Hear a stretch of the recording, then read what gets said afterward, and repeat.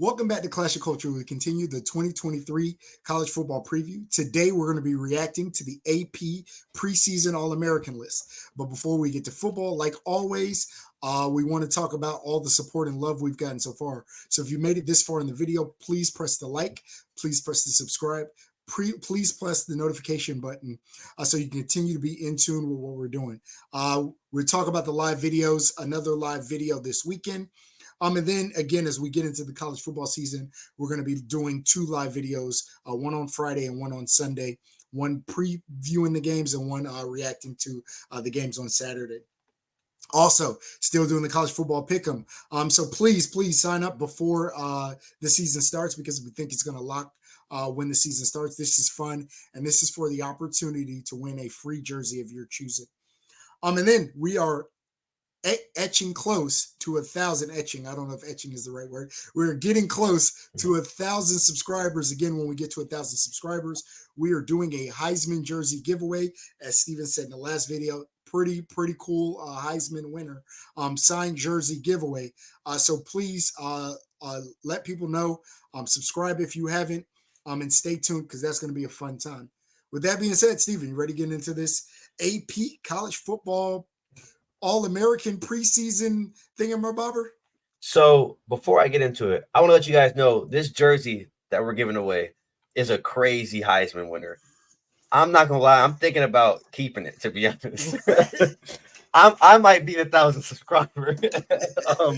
Y'all, make sure you guys subscribe for a chance to win that jersey. It is a massive giveaway. The Charlie Ward one we gave away at 250 to Fatal Jedi, who's been a loyal supporter of us for the last couple of months. That was obviously a big jersey giveaway, but this one here is huge. I don't want to give away too many hints, but just make sure you guys stick around with this. It's a big jersey giveaway, but nonetheless, what is your thoughts before I pull up on the screen of the preseason All-Americans? Does it mean anything to you, or is it kind of just something to talk about? I think it's just one of those cool college football talking points. Right. I am sure because again, somebody's going to show up that we're not even thinking about, that we haven't heard about yet. And some of these people are not going to do well. This is a prediction basically predicated on what happened last year. But again, that doesn't always replicate itself. And like I said, somebody's going to blow up that we're not even thinking about. So I'm looking at the list right now. I'm going to pull it up on my screen. I'm going to pull it up on the screen though. But you're going to like one person.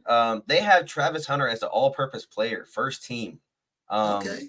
Which is kind of crazy. Again, this is a guy that they're talking about playing offense and defense. Yeah. And this is a 5-star guy, and everything we're hearing is he is him. So, I'll kind of list it off as we go. We'll do the offense first. So obviously we have Caleb Williams at quarterback. That was kind of a given. Yeah. Running back Blake Corner, running back Quinshon Judkins. Do you have a problem with either of those two guys? I am surprised that Raheem Sanders isn't up there. I'm not sure. Do they have a second team as well? They might. I haven't scrolled down. So okay. But yeah, those are him and Judkins are probably neck and neck. So I mean, I can't get mad at either one of those. 2 Ohio State wide receivers on the first team. Come on, you got to. Do you feel like any wide receivers got snubbed here? Hold on, I'm trying to look at that. Out of those 3, no, I'm fine with those 3. I'm fine with those 3. You don't think Xavier Worthy should be on here? No, well, Xavier Worthy had about 800 yards last year. You're talking about all 3 of these guys were over 1,000. True. I think when we say Xavier Worthy, we're looking at potential. He is a home run threat. But again, these guys, I mean, who are you moving off of this list? All of these guys had amazing seasons last year. Well, I'm just looking at it. I'm assuming that a preseason All-American list is you're trying to predict who's going to be All-Americans for the year. And I don't think they're going to be able to have 2 wide receivers from one team as an All-American. Yeah, I mean, unless you're looking at – so I would honestly probably look at wide receivers from maybe Florida State. We're talking Keon Coleman. Maybe a team like that before Worthy. Again, if I'm predicting a bit. But like I said, I'm not mad at Emeka Buka. He had a heck of a season last year. Alrighty. And then obviously the offensive lineman, we talked about Joe Alt at Notre Dame. Yeah. We talked about Cooper Beebe from Kansas State. He was all Big 12. I think he was Big 12 offensive lineman of the year. Georgia tight end and Brock Bowers, Georgia center and Cedric Van Pran, Zach Zinter from Michigan, and then Olu Fashanu from Penn State. Immediately when I look at this, there's a lot of Big Ten players on this list. 1, 2, 3, 4, 5. 5 of what? How many is that? 11. No, there's more than 11 on here. 1, 2, 3, Oh, I 4, guess when 5, you had 6, 7, all-purpose 8, and 9, 10, 11, 12, 13, 14. 5 of 14 are from the how many are Big from the Ten. SEC? You got Georgia, Ole Ole Miss, Miss. 3. Yeah, somebody said the Big Ten was better than the SEC this year. I'm just putting that out there. John Burger. He also said I'm that the just. Navy has rusty ships.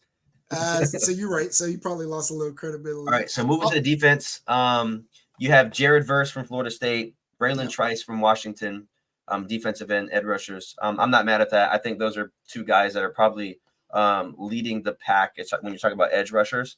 Yeah. Then you have Harold Perkins, obviously a linebacker, Jason Newton, Dante Corleone. Now, Surprised I to see a am shocked that Cincinnati. I'm surprised no Clemson linebacker made it. And I'm we surprised. talk about Trotter, but I'm very surprised more so for this one. I would think that Trotter would be here. yeah, Especially because Trotter is projected to be a first round pick. So it's that's kind what of I'm odd. But obviously you have Kalen King, Kool-Aid McKinstry from Alabama, Cam Kitchens, he's a beast at safety, Malachi Starks from sophomore for Georgia. So a lot of Georgia players on this list as a whole. 4 Georgia players. Now and I then wonder, does Georgia get a lot of love because of the two national championships? And we can say that with the top 100 list too. I think a lot of those were high projections. And again, I think I just need some of those Georgia players to actually show it. But no, I'm not mad. I mean, again, you win national championship twice, you deserve it. All right, moving on to the second team. First thing that stands out to me is Will Shipley. As I feel like I would have switched Will Shipley and Travis Hunter personally, based on production. I can respect that off of production, yeah. But that's fine. Does Will Shipley return kicks? Yeah, he does actually. Okay, yeah. Quarterback, obviously Drake May. I think that's pretty fair. Raheem Sanders, like you said, Braylon Allen. It's kind of weird that they don't have Will Shipley at running back, but I guess you have. That's what I was saying. Why I would have probably looked at him at running back over Braylon Allen, but the fact that he returns kicks as well probably helps you put him in the all-purpose, getting another good running back in. Then you have Xavier Worthy, Malik Neighbors, and Jacob Coing. How do you feel about not having Donovan Edwards on this list at all? When he on the ESPN 100, he was the second best running back. Yeah, the hard part with Donovan Edwards is the question is how many carries he's going to get, especially if, like I said, I predict that Donovan Edwards is going to be the bell cow, but that is a prediction. They both obviously played on the team last year, and Corum had significantly more carries, obviously until he got hurt. I think Donovan Edwards is a home run threat, but I'm not mad because I think everybody listed, to include Will Shipley, are the team's true number one running back, and Donovan Edwards is at least a 1B. He is not obviously a clear number one to Blake Corum. So before we scroll down, do you think Trotter and Carter are both going to be on here, or do you think neither of them are going to be on the second team? I say Trotter is. Both of them. Oh, okay. Yeah, I respect that. And then Tyler Davis as well. So 3 Clemson players on the second team. I'm surprised that Dallas Turner, again, assuming he takes the Will Anderson role off the edge, isn't projected to be a little bit higher than a second team. Hard to say though, because I think both of these guys deserve to be up here. Yeah, no, that's a fact. But I mean, Dallas Turner there. You have JT at Ohio State, Mekhi Wingo from LSU, Cedric Gray, Josh Newton. Mackay. Okay, Mackay Wingo. And then Ben Morrison, the corner I was talking about with the ESPN Top 100, that he wasn't even on the list is crazy, but he's a preseason second team All-American. Well, 2 different list makers, but yeah. Yeah, but that's still crazy. It's still crazy because this isn't 100 players. No, fact. So it was top 40 or so on this list. And then Kalen Bullock, Javon Bullard, Will Johnson, and then Kai Kroger from South Carolina.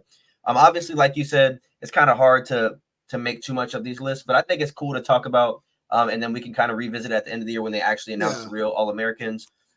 Because I don't think this list is going to look anything like this. And like I said, well, one, there's so much that we can't predict. One, injuries, right? And let's just say I am assuming somebody on that first team is going to get injured. Somebody is just not going to meet production. Somebody is just going to have a better season. Like if I believe a Donovan Edwards is going to get more carries than Blake Corum, then Blake Corum's probably not going to be first team. And again, that's a bold prediction, not necessarily something I see. Like you mentioned, what happens with both Ohio State wide receivers, especially with a new quarterback? Do they get the same level of production that they have last year? And again, we still do have a Julian Fleming coming back from an injury. We do have 2 running backs that we got to feed the ball to. So there's a lot of questions and a lot of production that we're assuming that may not pan out. So, yeah, I assume by the time we get to the end of the year, not to say that nobody, but I would say we said, 15? I would say no more than 9 players on this list actually make the end of the season All-American list. Yeah, I think even 9 is kind of a lot. But I think maybe some of those guys will go to the second team too. Yeah, but I'm just saying first team. Yeah, if we're talking about just first team, I would say maybe 6 of them. I went high. I said 9. Yeah. I think no more than 9 though. But it should be interesting. Obviously, we are sitting now at 6 days until the first, or really 5 days when this video comes out, to the first game of the year with the Notre Dame and then the USC game that we talked about in our live show. So it's going to be really fun, guys. If you guys have not subscribed already, make sure you guys do that. Like and comment down below what your takes are. If there's anybody on this list that you would remove and who you would add in for them. If anybody got disrespected or overrated. But we will see you guys tomorrow. Peace out.